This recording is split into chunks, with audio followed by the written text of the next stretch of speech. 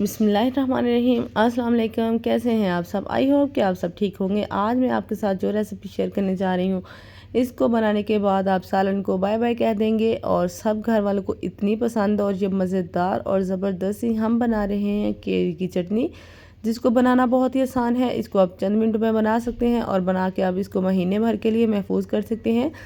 इसको महफूज करना भी बहुत ही आसान है। और ये ज़बरदस्ती चटनी बनाने के लिए हमने लिए हैं मैंगो। इस तरह की कच्ची केरियाँ मैंने ले ली हैं। इसको हमने छिलके रिमूव कर देने हैं। इसको मैंने पहले अच्छी तरह से वॉश कर लिया था क्योंकि इसमें मिट्टी वगैरह लगी होती है। तो इसको हमने जो है वो छिलके रिमूव कर दिए हैं और अब हमने इसकी कटिंग करनी है। कटिंग हमने इस तरह से, जो गुठलियाँ हैं वो हमने इसकी रिमूव कर देनी है। इसमें गुठलियाँ थी और बाज़ दफ़ा केरी में गुठली नहीं होती तो फिर भी आप इसको वैसे ही यूज़ कर सकते हैं, लेकिन मैंने इसकी गुठलियाँ रिमूव कर दी हैं।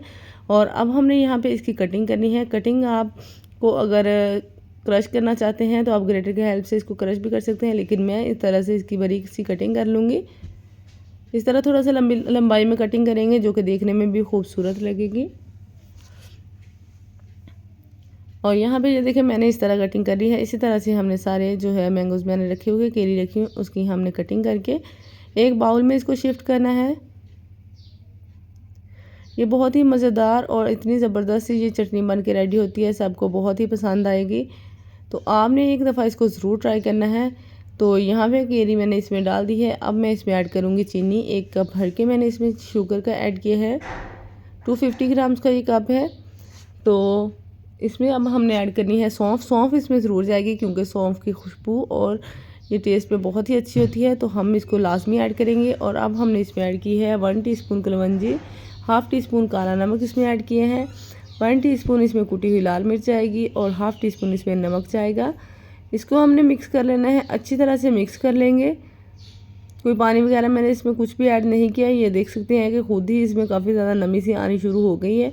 तो अभी हम इसको स्टे देंगे, ऊपर से कवर करके रखेंगे और चीनी और केरी जो है वो अपना पानी काफ़ी ज़्यादा छोड़ देगी। तो हमने इसको 20 से 25 मिनट के लिए छोड़ देना है ऐसे ही रूम टेम्परेचर पे। तो यहाँ पे देखिए इसको 20 मिनट हो गए थे रखे हुए, तो मैंने इसमें देखा है कि ये देख सकते हैं आप कितना ज़्यादा पानी निकला है। ये सारा पानी चीनी और इसका केरी का है। चीनी इसमें मेल्ट हो चुकी है, अब इसमें बिल्कुल भी चीनी नहीं बची।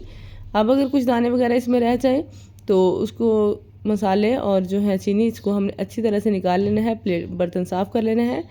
अब हमने इसको रखना है चूल्हे पे और इसको हमने कुकिंग करनी है। हमने इसके ऊपर कवर लगा देना है और 15 से 20 मिनट के लिए हमने इसको छोड़ देना है। मीडियम टू लो फ्लेम ही रखेंगे इसके नीचे। लो फ्लेम के ऊपर ये थोड़ा सा पकेगा तो देर से, लेकिन बहुत ही अच्छे से ये कुक होगा। और अब हम इसको छोड़ देते हैं 15 मिनट के बाद। ये देखें अब हम इसको चेक कर लेंगे। ये देखें काफ़ी ज़्यादा जो पानी है वो एक्स्ट्रा पानी इसमें आ गया है। ये सारा पानी केरी और शुगर का ही है।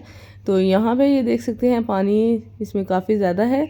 तो अब हमें इसको थोड़ा सा ड्राई करना है। और इस पॉइंट पे जो केरी है वो हमारी काफ़ी अच्छे से गल चुकी है, लेकिन ये देखने में बिल्कुल भी टूटी नहीं है, बिल्कुल वैसे ही नज़र आ रही है। ये लास्ट तक ऐसे ही रहेंगी और देखने में भी बहुत ही खूबसूरत लगती हैं। तो ये इस तरह की कटिंग जो है वो बहुत ही बिल्कुल परफेक्ट है चटनी के लिए। यहाँ पे देखें इसको मैंने थोड़ा सा और पका लिए है। तकरीबन इसको 10 से 12 मिनट लगे थे पकाने में। बाद में पहले हमने इसको कवर करके रखा था। तो अब ये देखें इसको ठंडा कर लिए हैं। बहुत ही ज़बरदस्त ही हमारी चटनी जो है वो बन के रेडी हो गई है। जैसे ही ये इस तरह से थोड़ी सी थिक सी होना शुरू हो तो आपने इसको रिमूव कर लेना है चूल्हे से। ठंडा करके इसको किसी भी कंटेनर में डाल के रख लें। बहुत ही ज़बरदस्त सी हमारी केरी की चटनी जो है वो बन के रेडी हो गई है। ये देख सकते हैं देखने में कितनी मज़ेदार और टेस्टी लग रही है। सबको बहुत ही पसंद आएगी, आपने ये ज़रूर ट्राई करनी है। मिलेंगे नई रेसिपी के साथ, नई वीडियो के साथ। इजाज़त दीजिए, अल्लाह हाफिज़ एंड थैंक्स फॉर वॉचिंग।